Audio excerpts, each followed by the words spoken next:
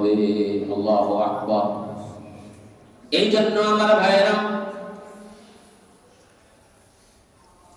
এখন যদি বলেন হুজুর কই না, আমি তো কোনো পদবিতে নাই, আমি সভাপতি হইল, সেক্রেটারি হইল, কোনো দলে নেই, ভাইস চেয়ারম্যান হইল, মেম্বার হইল, অতএব এই বিপদে তো আমি নেই। কিন্তু আপনি হয়তো কোনো দায়িত্বে নাই। আল্লাহর নবী বলেছেন, আলা কুল্লুকুম রাঈ ওয়া কুল্লুকুম মাসউলুন আন রাঈয়া, আও কামা ক্বালা আলাইহিস সালাতু ওয়াস সালাম। আমার নবী বলেছেন, তোমরা সবাই দায়িত্বশীল। তোমরা সবাই কি? মনে রেখো, তোমরা সবাই দায়িত্বশীল। আলা কুল্লুকুম রাঈ ওয়া কুল্লুকুম মাসউলুন আন রাঈয়াতি। প্রত্যেকেই তোমরা দায়িত্বশীল। কেউ একথা বলতে পারবে না, না আমার কোনো দায়িত্ব নাই। সমাজের দায়িত্ব হয়তো আপনার নাই, ইউনিয়নের দায়িত্ব হয়তো আপনার নাই, থানার দায়িত্ব হয়তো আপনার নাই, দেশের কোন গুরুত্বপূর্ণ দায়িত্ব হয়তো আপনি নাই। কিন্তু এই কথা তো বলতে পারবেন না আপনি আপনার পরিবারের দায়িত্বশীল নন। কোন দায়িত্বে যদিও হয়তো আপনি দলীয়ভাবে, পার্টিগতভাবে, সামাজিকভাবে কোনো দলে আমি নাই, কিন্তু আপনি কি আপনার পরিবারের দায়িত্বশীল নন? এই জন্য আমার নবী বলেছেন, وقال النبي صلى الله عليه وسلم قال الا كلكم راعي। তোমরা প্রত্যেকেই দায়িত্বশীল। দায়িত্বশীল নয় এ কথা বলার কোনো সুযোগ নাই। তোমরা প্রত্যেকেই দায়িত্বশীল। ওয়া কুল্লুকুম রাঈ ওয়া কুল্লুকুম মাসউলুন আন রাঈয়াতি। অতএব প্রত্যেকের দায়িত্বের ব্যাপারে তোমাদেরকে আল্লাহর আদালতে জবাবদিহি করতে হবে। কি কন? জবাব দেওয়ার জন্য প্রস্তুত আছেন তো? ইনশাআল্লাহ। তাহলে সবাই প্রস্তুত আছেন, জবাব দিতে পারবেন ইনশাআল্লাহ। আমি তো পারতাম না, এই জন্য আমার অন্তরের ভিতরে ভয়, আমার অন্তরের ভিতরে কম্পন। আমি তো জবাব দেওয়ার মতো এই ক্ষমতা তো আমার নাই। আপনাদের আছে আলহামদুলিল্লাহ, আপনাদের সে প্রস্তুতি আছে। আমি আমার দায়িত্বটা পালন করতে পারতেছি।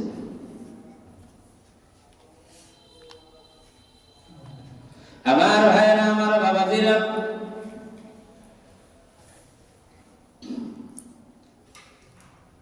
সবাই আমরা দায়িত্বশীল, কিন্তু আমাদের কাছে খবর নাই। আল্লাহ রাব্বুল আলামিন কোরআনুল কারীমের আরেক জায়গায় সূরা আম্বিয়ার শুরুর আয়াতে বলতেছেন, ইকতারাবা লিন-নাসি হিসাবুহুম ওয়া হুম ফি গাফলাতিন মুরিদুন। আল্লাহ রাব্বুল আলামিন ফরমান, প্রত্যেকটা মানুষ তার কর্মের হিসাব, প্রতিটা সেকেন্ডের হিসাব, তার কর্মের হিসাব আমি আল্লাহর আদালতে যারা যারা করে দিতে হবে। ইকতারাবা লিন-নাসি হিসাবুহুম, প্রত্যেক মানুষ তার কর্মের হিসাব আমি আল্লাহর আদালতে দাঁড়িয়ে দিতে হবে। ওয়া হুম ফি গাফলাতিন মুরিদুন, কিন্তু তাদের কাছে তার কোনো খবর নাই। তারা ওই খবর, ওই হিসাবের ব্যাপারে তারা বেখবর, তারা গাফিল হয়ে আছে। ওই হিসাবের ব্যাপারে তারা গাফিল। ঠিক কিনা বলেন? আমার ভাইরা, আমার বাবাজিরা, আজকে আমাদের সমাজে দেখা যায় দায়িত্বশীল হওয়ার জন্য মারামারি আছে না নাই? সভাপতি হওয়ার জন্য মারামারি, সেক্রেটারি হওয়ার জন্য মারামারি, ঘুষ বাণিজ্য পর্যন্ত হয়, লবিং হয়, গ্রুপিং হয়, আছে না নাই? চেয়ারম্যান মেম্বার হওয়ার জন্য কত মারামারি, দায়িত্বশীল হওয়ার জন্য, দায়িত্ব নেওয়ার জন্য, পদে যাওয়ার জন্য। ঠিক কিনা গণ? দলীয় পদবীর জন্য নিজের দলের লোকের বুকে তারা গুলি চালায়, দ্বিধাবোধ করে না, আছে না নাই? কত দলের ভিতরে আমরা দেখেছি সভাপতি সেক্রেটারি নির্বাচিত হয়, সেখানে গোলাগুলি পর্যন্ত হয়, নেতার গায়ে পর্যন্ত তারা মারে, নেতাকে পর্যন্ত তারা নিহত করে, গুলি করে, হত্যা করে, শুধুমাত্র পদবীর জন্য। ঠিক কিনা গণ? আবার অন্যদিকে আরেকদিকে যদি দেখান, যে সমস্ত মানুষগুলি ইসলাম প্রিয়, যে সমস্ত মানুষগুলি ধার্মিক, আল্লাহওয়ালা, যার মনের ভিতরে আল্লাহর ভয় আছে, ওই যে ভয়টা আছে, কু আনফুসাকুম, তুমি নিজে জাহান্নামের আগুন থেকে বাঁচাও, ওয়া আহলিকুম নার, তোমার অধীনস্থদেরকে জাহান্নামের আগুন থেকে বাঁচাও। এই ভয় যার অন্তরের ভিতরে আছে, এই লোকটা কোনোদিন সভাপতি হইতে চাইবে না। আল্লাহ, সে কোনোদিন দায়িত্বশীল হইতে চাইবে না, নেতা চাইবে না, দলীয় দ্বন্দ্ব করে মানুষ হত্যা করে নেতা হইতে চাইবে না কোনদিন, চেয়ারম্যান মেম্বার হইতে চাইবে না সে কোনদিন। কিন্তু তারা যদি মানুষ জোর করে দায়িত্বটা দিয়ে দেয়, তাকে যদি মানুষ সভাপতি বানাইয়া দেয়, যে আপনাকে সভাপতি নির্বাচিত করা হলো, যার মনের ভিতরে আল্লাহর ভয় এসেছে, কিন্তু ওই সময় আমরা দেখেছি কত দায়িত্বশীল কেঁদে দে, চোখের পানি পালায় ঝরে। আমরা দেখেছি সভাপতি যখন ঘোষণা হয়, ওই সভাপতি সাহেব কেঁদে কেঁদে বুক ভাষায় চোখের থেকে ঝরে পানি ঝরে। কেন? এই জন্যই যে আমাকে সভাপতি নির্বাচিত করা হলো, আমি তো এই দায়িত্ব পালন করতে পারবো না, এই দায়িত্ব পালন করার উপযুক্ত আমি নয়। আল্লাহ, আমি আপনার সাহায্য চাই, এই জনপদের লোক আমাকে দায়িত্ব দিয়েছে, আমি যেন এই দায়িত্বটা আমানতদারের সাথে পালন করতে পারি। কথা কি বুঝেছেন? আর যাদের অন্তরের ভিতরে এই ভয় নাই, তারা সব সভাপতির জন্য তাদের নাকা পর্যন্ত খুন করে। আর যাদের অন্তরের ভিতরে ভয় আছে, তারা দায়িত্ব চায় না, দায়িত্ব আসি গেলে তারা নাই ভেঙে পড়ে। এ দৃশ্য আমরা দেখেছি, আছে না নাই? আছে।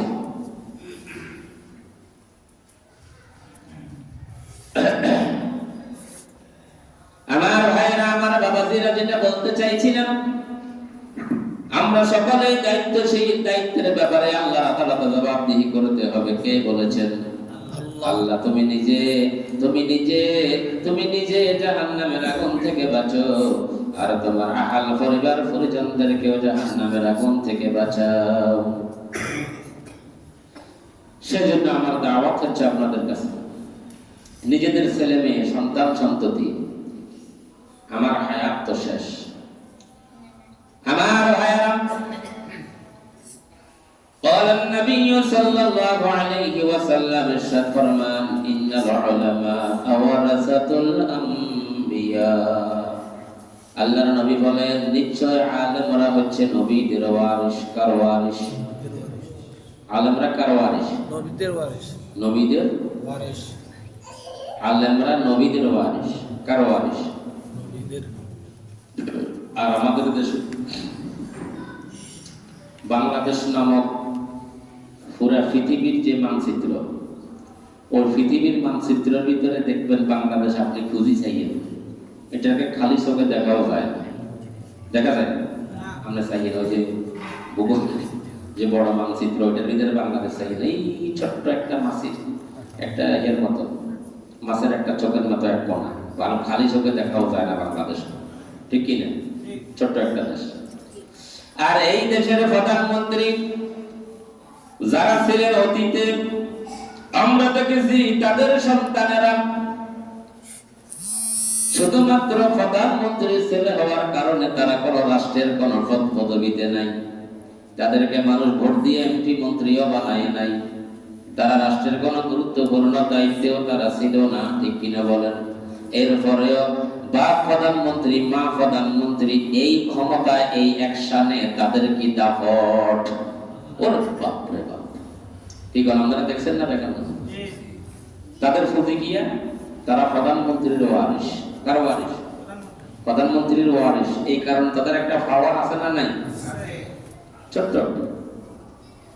আর আমার ভাইয়েরা, আমার বাবাজিরা, ওলামায়ে কেরাম, তামাম পৃথিবী, আসমান জমিন, গ্রহ নক্ষত্র, সাতটা আসমান আর সাতটা জমিন, জান্নাত জাহান্নাম, লৌহ কলম, আরশে আজিম, আরশে কুরসি, হয়তো আমার আল্লাহ কোনটাকেই বানাতেন না যদি বিশ্ব নবী মুহাম্মদ রাসূলুল্লাহ সাল্লাল্লাহু আলাইহি ওয়াসাল্লামকে যদি সৃষ্টি না করতেন। আল্লাহ রাব্বুল আলামিন ফরমান, আমি যতটুকু পৃথিবীর জন্য রব, ততটুকু পৃথিবীর জন্য আমার নবী হচ্ছে রহমত। সুবহানাল্লাহ।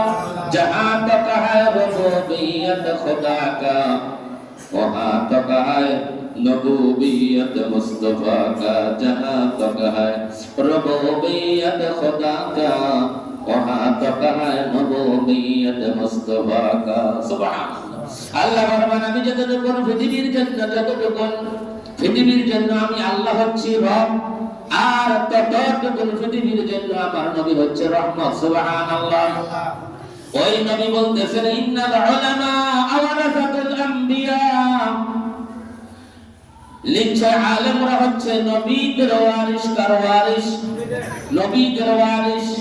এত বড় জাহান, এত বড় পৃথিবীর যিনি রহমত, তিনি যদি না আসতেন হয়তো পৃথিবী কিছুই আল্লাহ সৃষ্টি করতেন না হয়তো। সেই নবী বলতেছে আলেমরা হচ্ছে আমি নবীর ওয়ারিস, ঠিক কিনা? ওই যে বললাম মাছের একটা চোখের মতো বাংলাদেশ, এই দেশের প্রধানমন্ত্রীর সন্তান ওয়ারিস হিসেবে তার কি পাওয়ার, কিন্তু এত বড় জাহানের যিনি রহমত, যাকে সৃষ্টি না করলে আসমান জমিন কিছুই সৃষ্টি করা হতো না, ওই নবী বলতেছে আলেমরা হচ্ছে আমি নবীর ওয়ারিস। কিন্তু এই আলেমরাই আমরা দেখেছি সব সময়, আমরা দেখি আলেমদেরকে তারা নির্যাতিত, তারা মজলুম, তারা বঞ্চিত, তারা অধিকার থেকে বঞ্চিত। সব সময় আমরা দেখি তারা বঞ্চিত, তারা নিষ্পেষিত। আমরা দেখেছি আলেমরাই হচ্ছে সব সময় বৈষম্যের শিকার হয়, ঠিক কিনা বলেন? আর আমরা দেখেছি এই দেশে আলেমদের কোনো মর্যাদা দেয় নাই। আপনারা মনে করেন আলেমদের হাতারা কিয়া, তারা মুসিদ বক্তব্য আছে, হাতার আর কিয়া, হাতাগত কোনো হাওয়া নেই। আর আমরা ওই যে বসি না, ওই মাছের চোখের মতো দেশের দেশের প্রধানমন্ত্রীর ছেলে, এদের প্রধানমন্ত্রীর ওয়ারিস কি ভাবা, ওরে বাপরে বাপ, হে ভাবার কি দেশে থাকা যায় না। আর আল্লাহ রাসূল বলতেছেন আলেমরা হচ্ছে আমি নবীর ওয়ারিস। আর আপনারা এখন আতারা জানে কি, ঠিক কিনা বলেন? এই দেশে আলেমরাই হচ্ছে সবচেয়ে বেশি নির্যাতিত আর মাজলুম। বিগত 16 বছর আমরা দেখে আসলাম, কি চিত্র দেখলাম, এই দেশে আলেমরা কথা বলতে পারে না, ঠিক কিনা বলেন? এক অদৃশ্য এক তালা আলেমদের জবানের ভিতরে লাগিয়ে দেওয়া হলো, কথা বলা যাবে না, ছোঁয়াও যাবে না, দেখা যাবে না, বলা যাবে না, ছোঁয়া যাবে না। রক্ত দিয়ে ফেলাম শালার এমন স্বাধীনতা। আমরা এটাই দেখেছি। ছোঁয়া যাবে না, ধরা যাবে না, বলা যাবে না, কিছুই করা যাবে না, ফেলাম আমরা এমন এক স্বাধীনতা।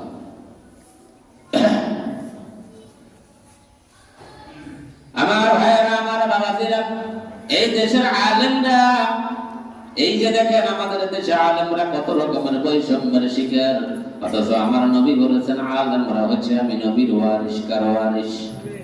নবীর ওয়ারিস, ঠিক কিনা বলেন? অথচ আমাদের দেশে আলেমরাই হচ্ছে সবচাইতে বেশি নির্যাতিত, মাজলুম, বঞ্চিত, অধিকার থেকে বঞ্চিত। সবচাইতে কম বেতনে চাকরি করে কারা? মসজিদ, মাদ্রাসা, দ্বীনি প্রতিষ্ঠান যেগুলোর ভিতরে হুজুরেরা চাকরি করে, সবচাইতে বেতন বেশি না কম? মানুষে মনে করে কম বেতনে চাকরি করবে, এটাই হচ্ছে হুজুরদের কাম। আর তারা সারা বছর শুধু মানুষের কাছে হাত পাতবে, ভাই কিছু সহযোগিতা করেন, একটু সাহায্য সহযোগিতা করেন। একজন হুজুর যদি 20,000 টাকা, 30,000, 40,000 টাকা, 50,000 টাকা বেতন থাকে, এত টাকা হুজুরের বেতন, 10,000 টাকা বেতন যদি হুজুরের মসজিদের দেয়,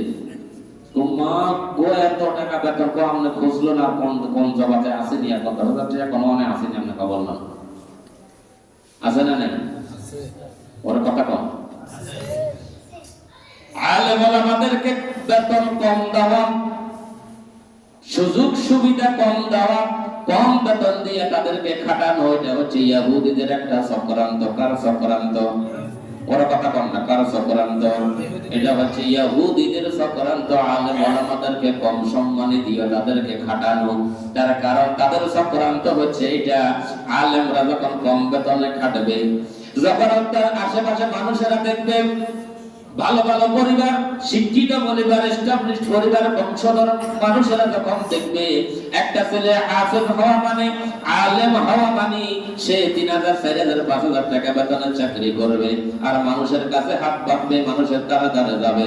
আজকে যাবো চাল কালেকশন, কালকে যাবো ধান কালেকশন, পরশু যাবো সম্রাট টাকা কালেকশন, এর পরের দিন যাবো ফিতরার টাকা কালেকশন, যাকাতের টাকা কালেকশন। তারা যখন সারা বছরে কাজগুলি করবে, মানুষের কাছে হাত পাতবে, আর তাদের জীবনটা কোন রকম চলবে, নুনান্তে পান্তা ফুরায়, তখন দেখবেন ভালো কোন পরিবারের ছেলে মেয়েদেরকে তারা মাদ্রাসায় পড়াবে না। ভালো কোন পরিবার, এস্টাবলিশড পরিবার, বংশধর পরিবার, যারা নিজেদেরকে জেন্টলম্যান মনে করেন, শিক্ষিত মনে করেন, তারা তারা আর কাজে এগিয়ে আসবে না, তারা ছেলে মেয়েদেরকে আর দিনী শিক্ষার দিকে দিবে না। তারা মনে করবে হাফেজ হইলে আলেম হইলে তো কামে গেলে বেরিয়ে এগুলো কিনতে পারবো, আমার তো আরো বড় কিছু দরকার আছে।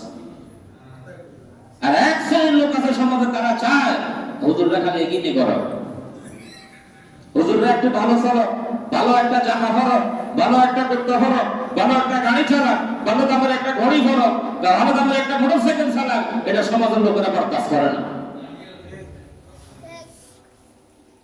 হুজুরের মসজিদে ইমামতি করে, বেতন দেন 5,000। এখন হুজুরের মসজিদে ইমামতির পাশাপাশি আপনাকে তিনখানা বাজারের দোকান একটা দিই কিছু বেচা বিক্রি শুরু করে। মা দেখছে নেমে ইমামতি লই আছে, আবার দোয়াও দিব কতটাই আছে হেমিয়া কামা।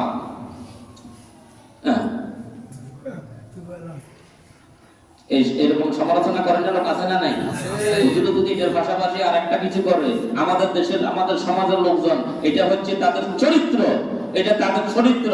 এবার হুজুরের পিছনে লাগছে, হুজুরের পিছনে সমালোচনা, কিন্তু 5,000 টাকা দিয়ে হুজুরের পরিবার চলেনি, এই খবর নেওয়ার মতো লোক সমাজের ভিতরে নাই। হুজুরে আর একটা কাজ করে, সেখানে শ্রম দেয়, সেখানে শ্রম দিয়ে তিনি সেখান থেকে আরো 1,000 টাকা ইনকাম করে, এটা সমালোচনা করার মতো লোক সমাজে অভাব নাই। কিন্তু আমরা যে 1,000 টাকা বেতন দেন, 1,000 টাকা বেতনে হুজুরের পরিবার চলেনি, এই খবর লয় না লোক কি সমাজে আছেন? আমরা বড় জিজ্ঞাসা করছেন। আমার ভাইরা বলতেছিলাম, আল্লাহর নবী ফরমান, ইন্নাল উলামা আওয়ারাসাতুল আম্বিয়া, নিশ্চয় আলেমরাই হচ্ছে নবীদের ওয়ারিস। আর নবীদের ওয়ারিসদের হচ্ছে এমন চিত্র, সমাজে চলতে গেলে এই অবস্থা, কথা বলতে গেলে গ্রেফতার আর রিমান্ড, রিমান্ডের পর রিমান্ড, আছে না নাই? হক কথাটাও বলতে দেয় না, হক কথাও বলতে যাবে না। আমার ভাইরা, আমার বাবাজিরা, আমার নবী বলেছেন আলেমরা হচ্ছে নবীদের ওয়ারিস। কার ওয়ারিস? নবীদের ওয়ারিস। আমার ভাইরা, আমার বাবাজিরা, হযরত আদম আলাইহিস সালাতু ওয়াস সালাম থেকে হযরত ঈসা রূহুল্লাহ পর্যন্ত একজন নবীর ইন্তেকালের পরে কয়েক ঘন্টার মধ্যে আরেকজন নবী এসে উম্মতের দায়িত্ব কাঁধে নিয়েছেন, উম্মতের জিম্মাদারি কাঁধে নিয়েছেন, তারা উম্মতদের হাত ধরেছেন। কিন্তু আমার ভাইরা, আমার বাবাজিরা, আমার নবী, আপনার নবী, শ্রেষ্ঠ নবী মুহাম্মদুর রাসূলুল্লাহ সাল্লাল্লাহু আলাইহি ওয়াসাল্লাম আজ থেকে একদিন নয়, 1 বছর নয়, 2 বছর নয়, 1,500 বছর পরে আল্লাহর নবী এই জাগতিক দুনিয়া থেকে তিনি বিদায় নিয়েছেন। আজ পর্যন্ত আরেকজন নবী আসে নাই, কিয়ামত পর্যন্ত আসবে না কোনদিন। বলেন তো, আপনাদেরকে এত সুন্দর করে নামাজের কথাগুলি, কোরআনের কথাগুলি, হাদিসের কথাগুলি কারা আপনাদেরকে শুনিয়েছে? কারা আপনাদেরকে নামাজ শিখিয়েছে? কারা আপনাদেরকে জান্নাতের দাওয়াত দিয়েছে, জাহান্নামের দাওয়াত দিয়েছে? একজন ইমাম যখন ইমামতির দায়িত্ব নিয়ে ইমামতির জায়গায় দাঁড়ায় আল্লাহু আকবার বলে রাসূলের জিম্মাদারি নিয়ে দাঁড়ায়, ও সমাজের বাইরে শুনেন, পুরা সমাজের মানুষের জান্নাতের জিম্মাদারি নিয়ে ইমাম তার ইমামতি শুরু করে।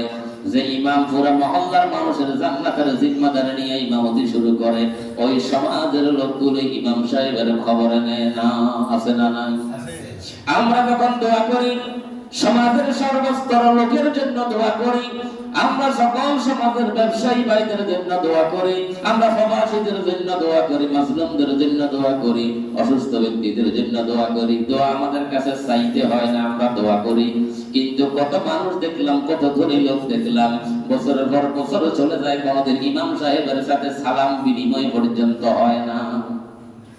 কত লোক আছে, ইমাম সাহেব যে আমার মসজিদের ইমাম, ওনার সাথে যে আমি একটু সালাম বিনিময় করে মুসাফা করে একটু পরিচয় করব, এটা পর্যন্ত হয় না। কি কোন ঠিক কিনা? আল্লাহ আমাদেরকে হেদায়েত দেন, আমিন বলেন। আমিন।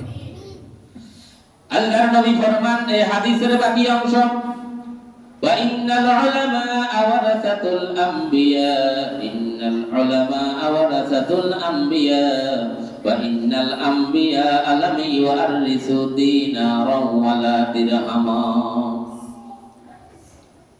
আল্লাহর নবী ইরশাদ ফরমান, এই দুনিয়াতে যত নবী পৃথিবীতে এসেছিল, যত নবী 1 লক্ষ কম 24,000 পয়গম্বর কম বেশি, সমস্ত নবীরাই ঠিক পৃথিবী থেকে যখন বিদায় নিয়েছেন, ওনারা জাগতিক সম্পদ বলতে ওনাদের ছেলে মেয়েদের জন্য, ওয়ারিসদের জন্য, উম্মতের জন্য টাকা পয়সা, দিনার দিরহাম কিছুই রেখে যান নাই। স্বর্ণ গয়না রেখে যায় নাই, বাড়িঘর রেখে যায় নাই, ব্যাংক ব্যালেন্স রেখে যায় নাই, সম্পদ অট্টালিকা তারা রেখে যায় নাই। ওয়া ইন্নাল আম্বিয়া আলাম ইউআরিসু দিনারা ওয়ালা দিরহামা, ওনারা কিছুই রেখে যায় নাই ছেলে সন্তানের জন্য, ঠিক কিনা বলেন? আর আমরা যারা আছি, আমাদের জীবনের অর্ধেক হায়াত আমাদের শেষ হয়ে যায় শুধু নিজে প্রতিষ্ঠিত হওয়ার জন্য, ঠিক কিনা বলেন? নিজে প্রতিষ্ঠিত হওয়ার জন্য অর্ধেক হায়াত শেষ। এরপরে ছেলে মেয়েদের ভবিষ্যৎ চিন্তা, এরপরে ছেলে মেয়েদের ভবিষ্যৎ, তাদেরকে প্রতিষ্ঠিত করতে হবে, তাদেরকে এস্টাবলিশ করতে হবে, তাদেরকে প্রতিষ্ঠিত করতে হবে। তাদের ভবিষ্যৎ লাগবে, ব্যাংক ব্যালেন্স লাগবে, টাকা পয়সা লাগবে, বাড়ি গাড়ি লাগবে, তাদেরকে বিদেশে নিয়ে তাদেরকে প্রতিষ্ঠিত করতে হবে, বিদেশে নাগরিকত্ব লাগবে। এই চিন্তা করতে করতে বাকি হায়াত শেষ। ওই যে বলছি তালাবালিন নাসি হিসাবুহুম, তার হিসাব দিতে হবে আল্লাহর দ্বারা দেওয়া। হুম ফি গাফলাতিন মুরিদুন, তার কোনো খবর তার জিন্দেগিতে আসে নাই। আছেন একজন নবী তাদের সন্তানের জন্য জায়গা রেখে যান নাই, জমি রেখে যান নাই, বাড়ি গাড়ি সম্পদ অর্থ কড়ি ব্যাংক ব্যালেন্স কিছুই রেখে যায় নাই। নবীরা কি রেখে গেছেন? ওয়া ইন্নামা ওয়ারাসুল ইলমা ওয়া ইন্নামা ওয়ারাসুল ইলম ওয়া ইন্নামা ওয়ারাসুল ইলম, নবীরা শুধুমাত্র তাদের ওয়ারিসদের জন্য রেখে গেছেন ইলম, ইলম, ইলম। যে সমস্ত তাদের সন্তানেরা, উত্তরাধিকারীরা, তাদের উম্মতেরা যারা নবীদের রেখে যাওয়া ইলম যারা অর্জন করলো, আল্লাহর নবীরা বলেছেন, নবী বলেছেন, তারা নবীদের ওই রেখে যাওয়া সম্পদ থেকে বড় সম্পদের ভাগীদার হয়ে গেল। সুবহানাল্লাহ। নবীরা রেখে গেছেন শুধুমাত্র ইলম, জাগতিক সম্পদ বলতে ওনারা কিছু রেখে যান না। ওনাদের উত্তরাধিকারী, ওনাদের ছেলে সন্তান, ওনাদের ওয়ারিস, ওনাদের পরিবার পরিজন, তাদের জন্য। সাল্লাল্লাহু আলাইহি ওয়াসাল্লাম,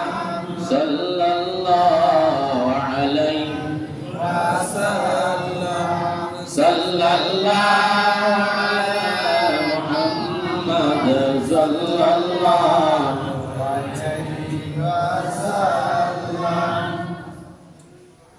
আর আমরা যে একটা দোকানের মালিক, তার 10টা দোকান লাগবে, যার যে ব্যক্তি 5 লক্ষ টাকার মালিক, তার 10 লক্ষ টাকা লাগবে, যে 1 কোটি টাকার মালিক, তার 10 কোটি টাকা লাগবে, যে 100 বিঘা জমিনের মালিক, তার আরো 200 বিঘা জমিন লাগবে, যার যা আছে তার থেকে আরো ডবলের ডবল লাগবে। আমরা শুধুমাত্র এই নেশায় দুনিয়ার হায়াত শেষ, ঠিক কিনা বলেন? অথচ আমার আল্লাহ বলেছেন, ও আনফুসাকুম ওয়া আহলিকুম নার, নিজে জাহান্নামের আগুন থেকে বাঁচাও, সন্তান সন্ততি তাদেরকে জাহান্নামের আগুন থেকে বাঁচাও। এই খবর তো আমার হায়াতে একটা বারের জন্য আসে নাই। কত মানুষকে দেখলাম, কত ধনী লোকদেরকে দেখলাম, কত পয়সাওয়ালা ক্ষমতাওয়ালাদেরকে দেখলাম, জীবনের শেষ বয়সে এসে এবার শুধু আফসোস আর আফসোস, আফসোস আর আফসোস করেছে। হায় কি করলাম, হায় কি করলাম, হায় কি করলাম, আফসোস করে করে শুধুমাত্র কপালে হাত মেরেছে।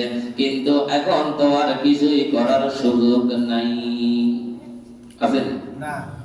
এই জন্য আমার ভাইয়েরা, আমার বাবাজিরা, নিজেদেরকেও শিখতে হবে। আমাদের ভবিষ্যৎ যারা আগামী প্রজন্ম, তাদেরকেও দ্বীনি শিক্ষা দিতে হবে। সবাই রাজি আছেননি? জাহান্নামের আগুন থেকে বাঁচাইতে হলে তার নামাজ শিখাইতে হবে, রোজা শিখাইতে হবে, হজ শিখাইতে হবে, যাকাত শিখাইতে হবে, ইসলামে হারাম হারাম হালাল হারাম শিখাইতে হবে। আমি তো আমার সন্তানদেরকে বড় করার জন্য হালাল হারামের আমি তমিজ করি নাই। হারাম হারাম আর হালাল আমি জীবনে কোনোদিন বেঁচে চলি নাই। আমার কাছে হারাম নাই, হালাল নাই, যা পাইছি সব নিছি। উদ্দেশ্য একটা, আমার ভবিষ্যৎ লাগবে, ছেলে মেয়ের ভবিষ্যৎ লাগবে, ঠিক কিনা বল? ওই ছেলে মেয়েদেরকে জিজ্ঞাসা করেন, তারা কি আপনার এই দায়িত্ব নিবেনি? বাড়িতে থেকে জিজ্ঞাসা করিয়েন, বলে আজ হারামও খাচ্ছি, হালালও খাচ্ছি, সুদ খাইছি, ঘুষ খাইছি, অবৈধভাবে অন্যের সম্পদ দখল করছি, অন্যের জমির আইল গাড়ি আমি আমার জমি বড় করছি, বিভিন্ন ভাবে তোমাদেরকে খাবার দাবার বড় করছি, তোমরা এগুলার আমার বাকিদার হইয়া নি। হাসরের মাঠে, বিপদের মাঠে যখন আমি আটকে যাবো, তোমরা আমার বাঁচাইব। জিজ্ঞাসা করেছে কিনা রে, ওনারা রাজি হয়নি। তা আপনি কাজ জন্য করতেছেন, কাজ জন্য হায়াত শেষ করে দিছেন। এই জন্য দ্বীনি শিক্ষার কোন বিকল্প নাই। রাজি আছেন নি সবাই? কোরআনুল কারীমের ভিতরে আমার আল্লাহ ফরমান, ইন্নামা ইয়াখশাল্লাহ মিন ইবাদিহিল উলামা। আল্লাহ রাব্বুল আলামিন ফরমান, জমিনের ভিতরে আমার বান্দাদের ভিতরে সব চাইতে আমি আল্লাহর বেশি ভয় করে আলেমরা। সুবহানাল্লাহ। কারা? কে কয়? আল্লাহ রাব্বুল আলামিন বলেন, জমিনের ভিতরে আমার বান্দাদের ভিতরে সব চাইতে আমি আল্লাহর বেশি ভয় করে আলেমরা। কারা? এই জন্য সমাজের ভিতরে দেখবেন, আপনি চুরি করেন, চুরি হোক, ডাকাতি হোক, লুচ্চামি হোক, বদমাশি হোক, জেনা হোক, ব্যভিচার হোক, সুদ হোক, ঘুষ হোক, কোন অবৈধ কাজের সাথে কোন মসজিদের ইমাম জড়িত নাই, কোন অবৈধ কাজের সাথে মসজিদের মুয়াজ্জিন খাদেম সাহেবেরা জড়িত হয় না। ঠিক কিনা বলেন? অধিকাংশ জায়গার চোর, ডাকাত, লুচ্চা, বদমাশদের একটা লিস্ট আছে থানায়। যখন মিয়া থানায় দেখবেন, ওসি সাহেবের কাছে যাইয়েন, এর একটা ব্ল্যাক লিস্ট আছে। এই থানার ভিতরে কতজন চোর আছে, ডাকাত আছে, লুচ্চা আছে, বদমাশ আছে, খারাপ মানুষ আছে, মারখুনি মানুষ আছে। আপনি যে লিস্টটা দেখবেন, ওই লিস্টের ভিতরে আমি চ্যালেঞ্জ করলাম, তখন মিয়া থানার আমার মনে হয় না একজন ইমামের নাম সেখানে খুঁজে পাবেন, একজন মুয়াজ্জিনের নাম সেখানে খুঁজে পাবেন, সেখানে একজন মাদ্রাসার শিক্ষকের নাম খুঁজে পাওয়া যাবে না। আল্লাহু আকবার। ঠিক কি না? সেই জন্য আমার আল্লাহ ফরমান, ইন্নামা ইয়াখশাল্লাহ মিন ইবাদিহিল উলামা। আমি আল্লাহকে সবচেয়ে বেশি ভয় করে আলেমরা। কারা?